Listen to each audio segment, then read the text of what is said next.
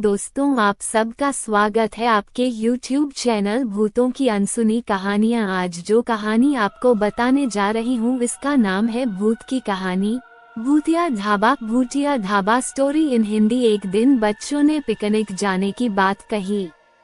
ये सुनते ही अंकिता की रूह कांप गई, क्योंकि उसे एक पुराना किस्सा याद आ गया।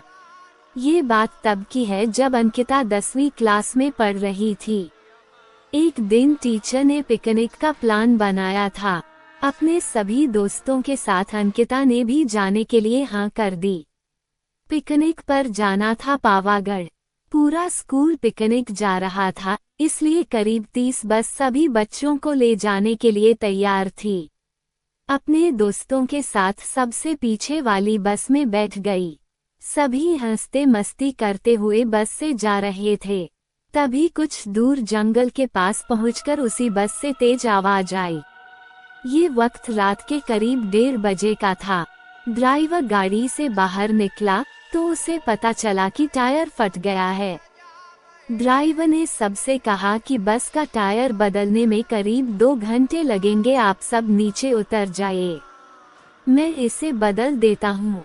आप लोग पास के ढाबे में जा सकते हैं, वहाँ गर्म गर्म चाय पी लीजिए और मैं इस टायर को फटाफट बदलने की कोशिश करता हूँ।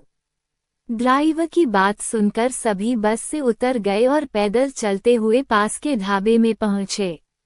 वहाँ एक बूढ़ा व्यक्ति चाय बना रहा था। इतनी रात को ढाबा खुला हुआ और किसी इंसान को चाय बनाते देख सबको हैरानी हुई। उस बूढ़े इंसान ने कहा, आप सब चाय पी लीजिए, यहाँ अक्सर लोगों की गाड़ी खराब हो जाती है, इसलिए मैं भी अपना ढाबा हरदम खुला रखता हूँ। आप जैसे राहगीरों को कुछ मदद हो जाती है। उनकी बात सुनकर सबने चाय का ऑर्डर दे दिया। उन्होंने कुछ ही देर में सबके लिए चाय बनाकर मेज पर रख दी।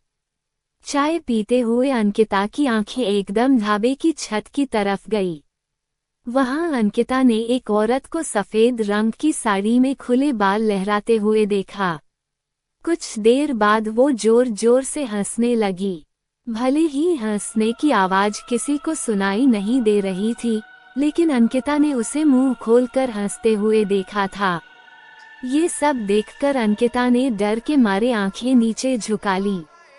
कांपते हुए किसी तरह से अंकिता ने चाय दोबारा पीना शुरू ही किया थी कि उसी वक्त जोर जोर से किसी के चिल्लाने की आवाज जंगल की ओर से आई।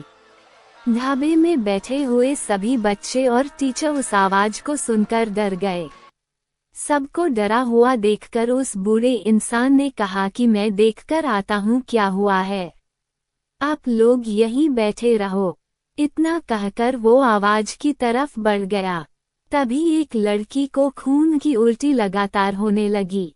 उसको देखकर सबकी हालत और खराब हो गई। उसी समय एक टीचर ने कहा कि तुम सब आग जलाओ और उसके बगल में बैठ जाओ। सबने मिलकर आग जलाई और गोल घेरा करके बैठ गए। टीचर ने सख्त लहजे में सबसे कह दिया कि अकेले कोई कहीं नहीं जाएगा। वैसे भी सब इतना डरे हुए थे कि अकेले कहीं जाने की हिम्मत हो नहीं रही थी। आग के पास बैठे बैठे 3 बज गए। तब कहीं जाकर वो बूढ़ा इंसान जंगल से लौट कर आया। उसने सबकी तरफ देखा और कहा कि उस चीख को सब भूल जाना, नहीं तो जीना मुश्किल हो जाएगा। इतना कहकर वो ढाबे के अंदर चला गया। तभी ड्राइवर भी टायर बदलकर बस लेकर ढाबे के पास पहुंचा। सभी लोग भगवान का नाम लेते हुए उस बस में बैठ गए। टीचर ने बस में बैठते ही सबको कहा कि कोई एक दूसरे से बात नहीं करेगा, सीधे सब सो जाओ। टीचर की बात मानकर सब चुपचाप बस में ही सो गए। उसके बाद पिकनिक स्पॉट पर पहुंचे और करीब 1 हफ्ते बाद घूमकर आ गए।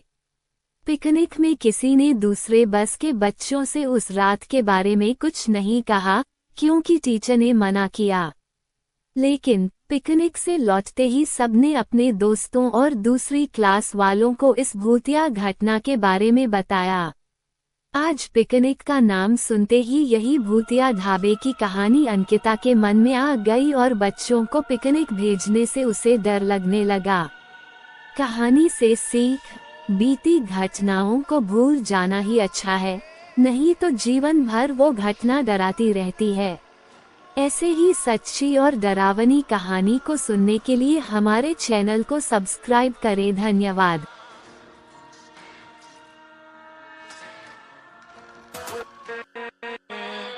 With